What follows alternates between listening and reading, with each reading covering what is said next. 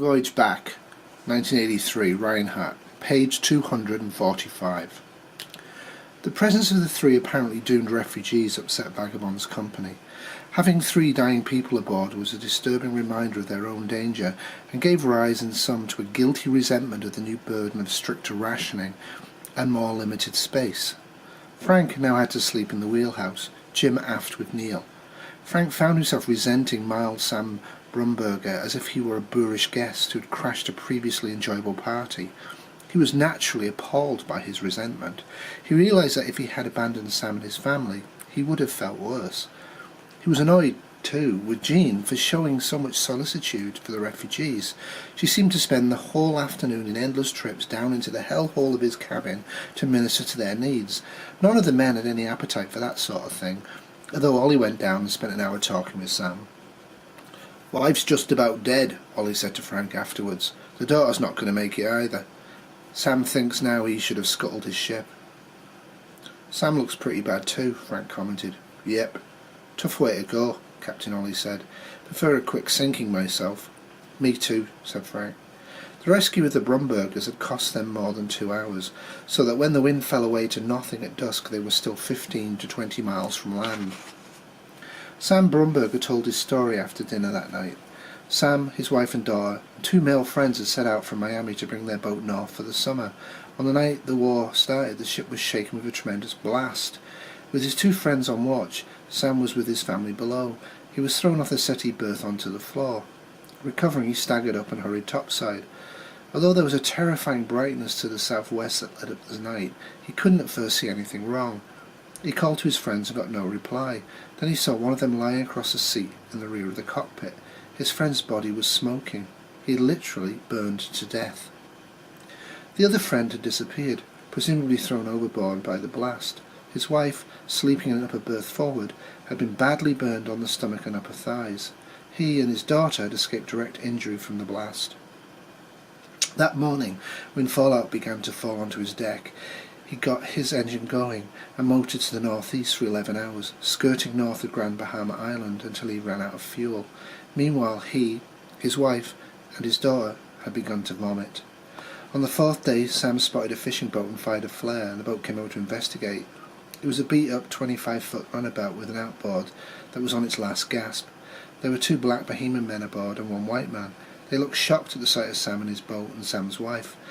At first Sam was afraid they were just going to motor away, but they decided to stay. They locked Sam in the forepeak, looted Windsong, and took turns raping his daughter on the settee berth, 3 feet away from her dying mother. Since then Windsong had been drifting helplessly. When Sam told the story, Frank found it strange to listen to a man who knew he was dying, accepted that he was dying, and who looked at everything with emotionless objectivity. His manner was also strangely apologetic, as if the needs of a man who was going to die were futile and irrelevant. Commenting on the war, Sam seemed to speak from some other world that he alone had moved into. "I never thought we could spend $1 trillion on something without sooner or later demanding our money's worth." Later that night, after everyone but Neil, Frank and Jeanne had gone below, and Vagabond was wallowing in a dead calm, there was a strange scene. Jeanne had just returned from another visit to Frank's cabin to clean up after one of the Blumbergers and had stopped, after washing out a towel in salt water, to look at Neil's elbow. Frank was steering, and Jeanne sat beside Neil on the wheelhouse settee and adjusted the kerosene lantern to get a good look. The swelling on Neil's elbow had gone down considerably. He could move his lower arm about 45 degrees without pain, although there was still redness over a 3-square-inch area. They had not used antibiotics and were depending on Neil's immune system to handle the infection by itself. Neil tried to joke lightly with her about his arm and her ministrations, but she seemed solemn and withdrawn.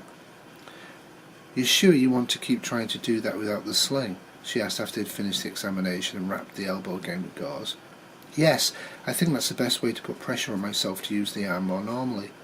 "All right, but the infection's still there." "For Christ's sake," Frank suddenly interjected, "put some mercurochrome and a band-aid on it, and let him be. People dying all over the world, and you're worried about Frank's sore elbow." Jeanne looked up at Frank, who kept his back to them, and then glanced fearfully at Neil. She moved away from him and stood up. "She also spent half the day with the Blumbergers," Neil said to Frank's back. "At least they're dying," Frank shot back, half turning. "Can't you take care of yourself any more?" In the awkward silence that followed, Jeanne gathered up the medicine kit and hung the lantern back on the roof. "I promised either to heal myself or go terminal as soon as possible," Neil finally rejoined.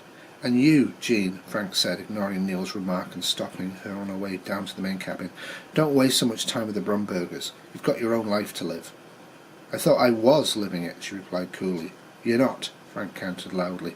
"You spend all your time with Lisa and Skippy and cleaning up vomit and mothering Neil and not a second on yourself." Neil saw Jeanne watching Frank closely, seeming to study him. "I'm sorry, Frank," she said. "I suppose I am compulsively doing things whether they need doing or not. I'll try to relax." Frank stared at her, seemed as surprised as Neil by her abrupt acquiescence. "Well, it's just I want you to be happy," Frank finally said. "I know," she replied, and then stepped down into the main cabin. Later, after she'd gone over to her own cabin to sleep, Frank stopped Neil as he headed for bed. "That's one incredible woman," he said to Neil. "Yes," said Neil. "If I can accomplish anything else in the rest of my life except to see to it that she's taken care of, I think I'll be satisfied." Neil looked into Frank's intent, confiding face and felt a distant stab of fear. She's a fine woman," he said. "I hate to see her martyring herself," Frank went on. "She's working too hard." "Maybe it's better for her now than thinking," Neil commented. "Maybe," Frank said, and took a deep breath. "Jesus, what a world. Just when things were beginning to look good, we get 3 breathing corpses." "I know what you mean." "You think it'll ever end?" Neil looked into Frank's face. Less intent now, somewhat distracted, and without thinking, answered simply, "No." And then he went to bed.